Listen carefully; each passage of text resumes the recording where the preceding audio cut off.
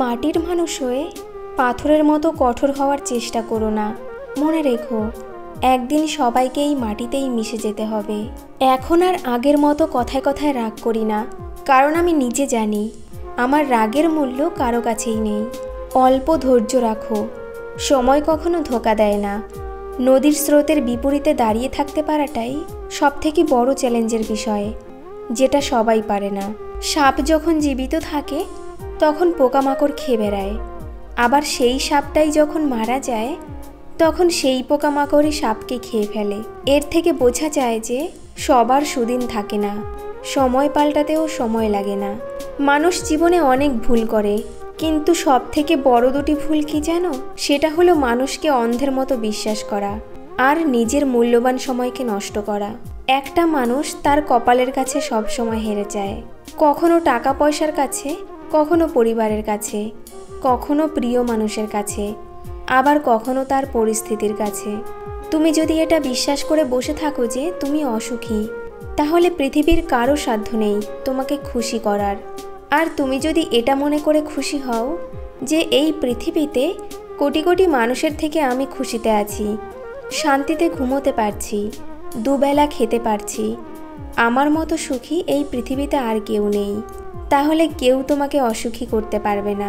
সত্যি বলতে, যে থেকে যেতে চায় তাকে জোর করে আটকে রাখতে হয় না, আর যে চলে যেতে চায় তাকে কখনো জোর করে আটকে রাখতে হয় না। বৃষ্টি এলে বোঝা যায় যে ঘরের চালে কোথায় ছিদ্র আছে, আর জীবনে খারাপ পরিস্থিতি এলে বোঝা যায় যে প্রকৃত আপন মানুষগুলো কে ছিল। পৃথিবীর সব অপরাধ থেকে সব থেকে বড় অপরাধ হলো যে তোমাকে চোখ বন্ধ করে বিশ্বাস করে তার সাথে বিশ্বাসঘাতকতা করা। মেয়ের বিয়েতে গিয়ে কখনো খাওয়া নিয়ে নিন্দা করবেন না, কারণ একজন বাবা তার সারা জীবনের পরিশ্রমের টাকা দিয়ে আপনাদের খাওয়ায়, তাই পরিশ্রমের মূল্য দিতে শিখুন।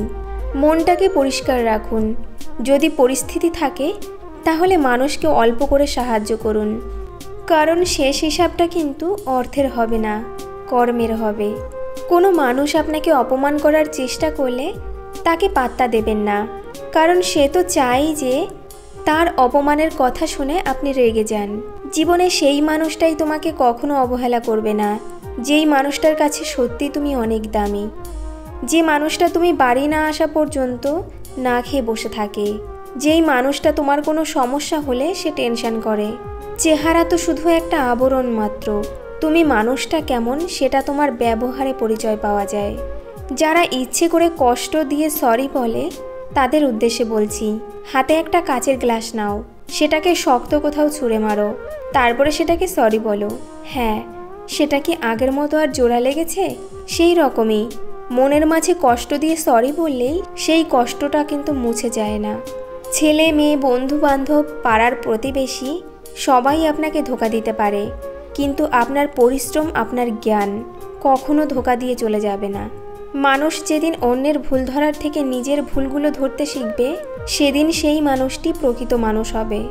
জীবনে বেঁচে থাকার থেকে জীবনে সুখী হওয়াটা ভীষণ কঠিন, কারণ প্রতিটা মানুষই কিন্তু বেঁচে আছে, কিন্তু প্রত্যেকটা মানুষ কিন্তু আজ ভালো নেই। পৃথিবীর সব থেকে দামি ওয়াশিং পাউডার কি জানো? সেটা হলো টাকা, যা দিয়ে মানুষের নোংরা দাগ যতই গাঢ় হোক না কেন ঠিক পরিষ্কার করে ফেলে। কিছু কিছু মানুষ কিংবা বন্ধু বান্ধব আছে, তাদের আনন্দের কারণটাই হচ্ছে আপনাকে অপমান করে খুশি হওয়া। সত্যি বলছি, তারা তো কোনোদিন পরিবর্তন হবেই না, এর চেয়ে ভালো হবে তাদের থেকে দূরে থাকা। সবার চোখেই তোমাকে ভালো হতেই হবে, সবার মুখে যেন তুমি একজন ভালো মানুষ, এটা কখনোই সম্ভব নয়। সবসময় একটা কথা মনের মধ্যে গেঁথে রাখো, কোনো মানুষই একদম নিখুঁত হয় না, দোষগুণ মিলিয়েই তো একটা মানুষ তৈরি হয়। সবার মধ্যেই ভালো গুণ আছে এবং সবার মধ্যে খারাপ গুণও আছে। শ্বশুরবাড়ির মানুষ যেমনই হোক না কেন, যদি তোমার স্বামী তোমাকে ভালোবাসে তাহলে নিজেকে খুব ভাগ্যবতী মনে করবেন, কারণ আজকালকার বেশিরভাগ মেয়েদের কপালে কিন্তু একজন ভালো স্বামী থাকে না। টাকা পয়সায় লোভ করে কখনো ভুল মানুষকে বিয়ে করবেন না, কারণ একটা সময় টাকা পয়সা আপনার কাছে তুচ্ছ মনে হবে, ভালোবাসাটা সব থেকে দামি জিনিস মনে হবে।